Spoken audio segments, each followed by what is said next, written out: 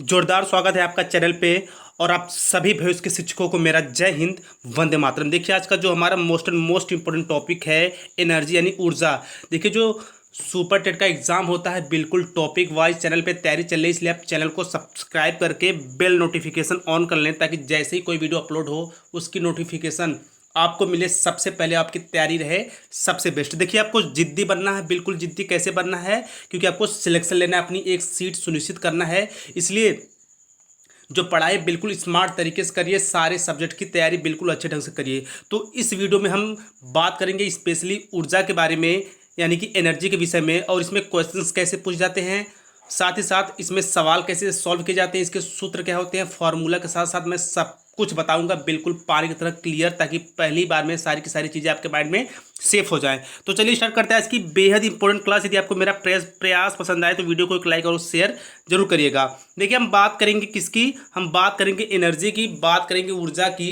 देखिए ऊर्जा कहते किसे हैं, तो देखिए कहा जा रहा है कि किसी वस्तु में कार्य करने की क्षमता को उस वस्तु की ऊर्जा कहते हैं। ऊर्जा एक अदिश राशि है, इसका एसआई मात्रक जूल है।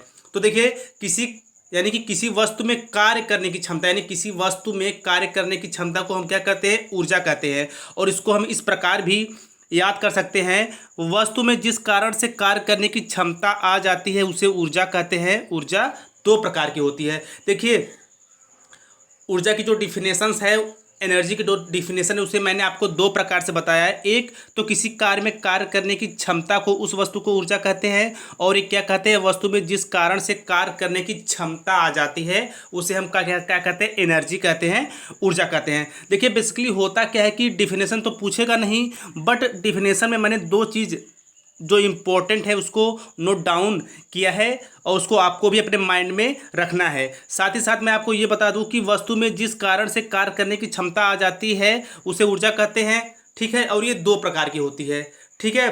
तो दो प्रकार वैसे तो ऊर्जाएं बहुत सी प्रकार की होती है, गतिज ऊर्जा, विद्युत ऊर्जा, रासायनिक ऊर्जा, बट हमें एग्जाम पॉइंट ऑफ व्यू से जो इम्पोर्टेंट है बस वही स्टडी करना है। तो हम बात करेंगे कि हमने डिफिनेशन से क्या सीखा।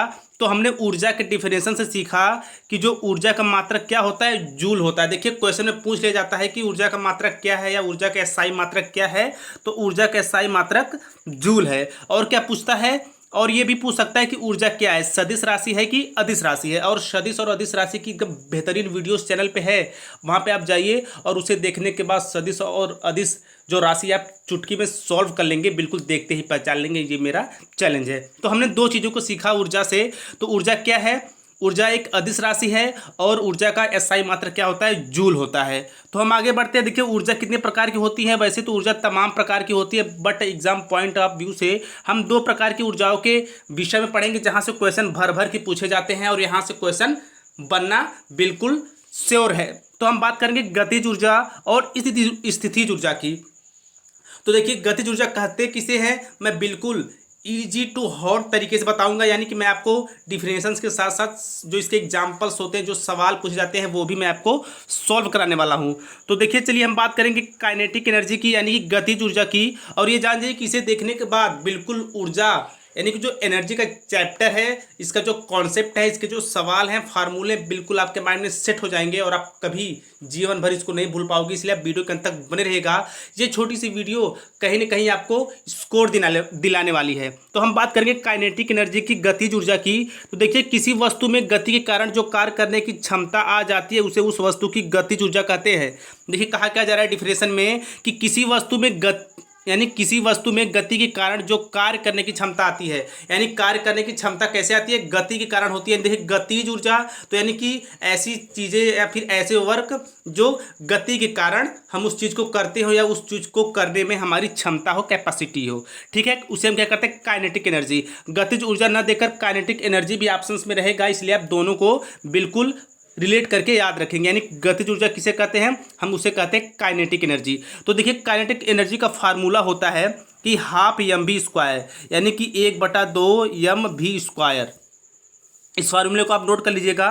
तो देखिए इसमें मैं आपको सबसे पहले एग्जांपल दे के बताता हूं, और मैं आपको बता दूं कि देखिए उसमें क्या है कि हाफ जो आपका फार्मूला है यानी काइनेटिक एनर्जी का, वो है हाफ एम वी स्क्वायर। तो यम से क्या हो गया, मास हो गया, वी से क्या हो गया, वेग हो गया, यानी कि जो मास हो गया यानी द्रव्यमान और वेग का स्क्वायर हो गया। देखिए एक एग्जांपल्स के थ्रू मैं आपको बिल्कुल बेहतर ढंग से समझाऊंगा और ऐसे ही सवाल आपके एग्जाम में बनने वाले, इसलिए आप चीज़ों को बिल्कुल ध्यान से समझिएगा। तो देखिए एग्जांपल्स में क्या कहा जा रहा है कि 10 केजी की द्रव्यमान की एक वस्तु 4 मीटर प्रति सेकेंड के वेग से गतिशील है। तो देखिए गतिज ऊर्जा है तो जाहिर सी बात है गति उसमें रहेगी, ठीक है। तो वस्तु की गतिज ऊर्जा कितनी है, यानी कि उसमें काइनेटिक एनर्जी पूछा जा रहा है। तो हमें काइनेटिक एनर्जी क्या है, फार्मूला पता है कि काइनेटिक एनर्जी का जो फार्मूला होता है वो क्या होता है हाफ एम वी स्क्वायर, ठीक है। तो इसमें हम बिल्कुल रख देंगे। तो क्या होगा, काइनेटिक एनर्जी बराबर क्या होगा, हाफ जो है उसको यानी 1/2 है, वहाँ पे 2 लिखेंगे। फिर आगे द्रव्यमान उसका कितना है, 10 केजी है, ठीक है। और उसकी वेग कितना है यानी वी कितना है, तो वो है 4 मीटर, यहाँ पे स्क्वायर होगा यानी कि एम बी स्क्वायर होगा। तो देखिए 4 है, 4 के स्क्वायर हम करेंगे तो 4 × 4 हो जाएगा, इसीलिए यहाँ पे 2 बार लिखा गया है। तो इसका जब हम मल्टीप्लिकेशन करेंगे यानी काटेंगे तो कितना आएगा, 80 जूल आएगा। यानी आप इसे काट सकते हैं, 2 से 5 से काट सकते हैं यानी 10 आ गया, और जब हम मल्टीप्लाई करेंगे तो 80 जूल आ जाएगा। तो इसका आंसर क्या होगा, जूल में होगा। और मैं आपको एक बार और बता दूं कि जब आप एग्जाम में सवाल सॉल्व करते हैं तो उसका मात्रक जरूर लिखिएगा, यानी कि जो मात्रक वाले ऑप्शन को आप अपने माइंड में रखिएगा ताकि चीज़ें गलत ना हो। यानी यदि आप मात्रक नहीं लिखेंगे या फिर आप मात्रक लगाने में मिस्टेक कर देते तो वहाँ पे आपका नंबर कटने के चांसेस होते हैं। इसलिए आपको गतिज ऊर्जा का यानी कि ऊर्जा का मात्रक क्या होता है, जूल होता है। ये मैंने आपको ऊपर ही बता दिया। तो इसकी जितने भी हम सवाल सॉल्व करेंगे उसमें जूल जरूर ऐड करेंगे। सो आई होप ये एग्जाम्पल आपको जरूर समझ में आ गया होगा। तो चलिए आगे बढ़ते स्थितिज ऊर्जा की तरफ यानी पोटेंशियल एनर्जी की तरफ। तो देखिए ये होता क्या है, और एक मैं आपको बता दूं कि दैनिक जीवन में जो स्थितिज ऊर्जा इसका उपयोग बहुत काफ़ी ज़्यादा होता है। तो देखिए किसी वस्तु में उसकी अवस्था या स्थिति के कारण कार्य करने की क्षमता को स्थितिज ऊर्जा कहते हैं। यानी कि उसकी अवस्था और स्थिति के कारण जो कार्य करने की क्षमता होती है, यानी कि हम जो वो कार्य करेंगे स्थितिज ऊर्जा के अंतर्गत, उसके अंदर क्या होगा, हमारी अवस्था और स्थिति दोनों उसका कारण बनेंगे, ठीक है। तो उसे हम क्या कहेंगे, उसे हम कहेंगे पोटेंशियल एनर्जी या फिर स्थितिज ऊर्जा। जैसे इसके एग्जांपल क्या हैं, जैसे बांध बनाकर इकट्ठे किए गए पानी की ऊर्जा, घड़ी की चाबी से संचित ऊर्जा, तनी हुई स्प्रिंग या कमानी की ऊर्जा। देखिए कभी कभी एग्जाम में ऐसे पूछ लिया जाता है कि तनी हुई स्प्रिंग या कमानी ऊर्जा किसका एग्जाम्पल है। अच्छा, आप तनी हुई स्प्रिंग या कमानी ऊर्जा से क्या समझ रहे हैं। जैसे मान लीजिए स्प्रिंग है, मैं आपको भी समझा देता हूँ। मान लीजिए ये स्प्रिंग हो गई, ये अपने पहले की अवस्था में यानी पूर्व अवस्था में है, और हम जैसे मान लीजिए इसको हम लंबा खींच रहेंगे तो क्या होगा, इसका विस्तार बढ़ जाएगा, और हम जैसे इसको छोड़ेंगे ये अपने पूर्वावस्था में आ जाएगी। तो क्या है कि जो अपने इसकी पूर्वावस्था में आने की प्रक्रिया को क्या कहते हैं, स्थितिज ऊर्जा कहते हैं। क्योंकि स्थिति के कारण देखिए हमने इसको ताना तो ये लंबा हो गया, छोड़ा तो ये छोटा हो गया, यानी इसमें अवस्था और स्थिति दोनों कारण बन रहे हैं, इसलिए इसमें क्या होगा, स्थितिज ऊर्जा होगी। और हम बात करेंगे जैसे बांध बनाकर इकट्ठे किए गए पानी की ऊर्जा। देखिए जो डैम बनते हैं, जो बांध बनते हैं, तो उसमें क्या होता है, पानी को रोका जाता है। तो पानी क्या होता है, जहाँ पे रुकता है उसका जलस्तर धीरे धीरे क्या होता है, बढ़ता जाता है, ठीक है। और क्या होगा, देखिए जल धीरे धीरे बढ़ रहा है, तो यानी कि इसमें स्थिति और अवस्था यानी कि उसकी स्थिति भी बदल रही है और जल की अवस्था भी बदल रही है, यानी कि दोनों कारण बन रहे हैं, इसलिए यहाँ पे क्या होगा, स्थितिज ऊर्जा होगी। सो आई होप ये बिल्कुल आपके माइंड में सेट हो गया होगा। और जो स्थितिज ऊर्जा होती है, जो पोटेंशियल एनर्जी होती है, उसका फार्मूला क्या होता है, तो उसका फार्मूला होता है यानी कि P=mgh, ठीक है। यानी कि पोटेंशियल एनर्जी =mgh, जहाँ पे m का मीन्स होता है द्रव्यमान, g का मीन्स होता है गुरुत्वीय त्वरण और h का मीन्स होता है ऊंचाई। और एक एग्जांपल्स के थ्रू मैं इसको बिल्कुल क्लियर करूंगा ताकि आपकी जो सारी चीज़ें आपके माइंड में बिल्कुल सेट हो जाएं और आपको पहली बार में चीज़ें बिल्कुल बेहतर ढंग से समझ में आ जाए। तो चलिए इस एग्जांपल्स को हम सॉल्व करते हैं। देखिए 20 केजी की एक वस्तु को धरती से 5 मीटर की ऊंचाई तक उठाया गया है, वस्तु में विद्यमान स्थिति ऊर्जा का परिकलन करें, ठीक है। देखिए एग्जाम में ऐसे सवाल बिल्कुल बनना तय है, बिल्कुल 110%। तो क्या करेंगे, सबसे पहले हम एम और जी और एच क्या है ये जान लेंगे। यहाँ मैंने इसलिए लिख दिया है ताकि आपको समझने में आसानी हो, बट हमें एग्जाम में कम समय होगा, इसलिए हमें वहाँ पे स्मार्ट तरीके से सॉल्व करना होगा, ठीक है। तो हम उसको रख देते हैं अपने फार्मूला पे, यानी कि P = क्या होता है, एम जी एच होता है, तो उस पर हम रख देंगे यानी कि 20 यानी 20 गुणे 9.8 गुणे 5। अब आप सोचेंगे कि यहाँ पे 9.8 कहाँ से आ गया। देखिए जो स्मॉल जी होता है इसका मान कितना होता है, इसका मान होता है 9.8 मीटर प्रति सेकेंड स्क्वायर। और आपको कमेंट करके बताना कि जो कैपिटल जी होता है उसका मान क्या होता है। तो देखिए जब हम पीई के मानों पे रख देंगे यानी पोटेंशियल एनर्जी के मान पे रख देंगे तो वहाँ पे हो जाएगा 20 गुणे 9.8 गुणे 5। तो इसका हम जब मल्टीप्लिकेशन करेंगे तो आएगा 980 जूल। और आंसर के साथ हमें मात्रक लिखना है क्योंकि जो ऊर्जा का मात्रक क्या होता है, जूल होता है। ऊर्जा क्या है, एक अदिश राशि है। तो हम बात आगे करेंगे ऊर्जा संरक्षण का नियम। देखिए ऊर्जा संरक्षण के नियम से क्वेश्चन पक्के बनते हैं। तो इसमें क्वेश्चन कैसे पूछा जाता है, तो सबसे हम पहले जान लेते हैं कि ऊर्जा संरक्षण का नियम क्या कहता है। देखिए ऊर्जा का ना तो निर्माण होता है न ही विनाश, अर्थात विश्व की कुल ऊर्जा नियत रहती है। ऊर्जा का केवल एक रूप से दूसरे रूप में रूपांतरण होता है। जब भी उसे किसी रूप में लुप्त होती ठीक उतनी ही ऊर्जा अन्य रूप में प्रकट होती है। यह ऊर्जा संरक्षण का नियम होता है।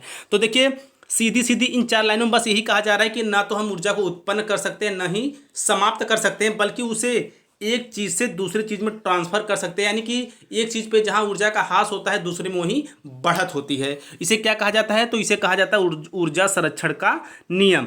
और देखिए जो मोस्ट इंपॉर्टेंट फैक्ट मैंने आपके लिए बताए हैं जहाँ से एग्जाम क्वेश्चन में पक्का बनेंगे ही बनेंगे, टेट सीटेट और साथ ही साथ केवीएस सुपर टेट में तो यहाँ से क्वेश्चन पक्के बनते ही बनते हैं। तो मैंने इसमें 10-12 पॉइंट्स लिए हैं जो आपको नोट कर लेना है और इसको अपने माइंड में सेट कर लेना है। देखिए एग्जाम में पूछ लिया जाता है कि जो ऊर्जा का रूपांतरण होता है, यानी कि आपको उपकरण के नाम दिए रहते हैं और ये पूछ लिया जाता है कि वो किस प्रकार के ऊर्जा उत्पन्न करती है या फिर वह किस प्रकार को ऊर्जा में बदलती है। तो देखिए हम बात करेंगे सबसे पहले सौर सेल की। मोस्ट इंपॉर्टेंट है ये। सौर सेल क्या करता है कि प्रकाश ऊर्जा को विद्युत ऊर्जा में बदलता है।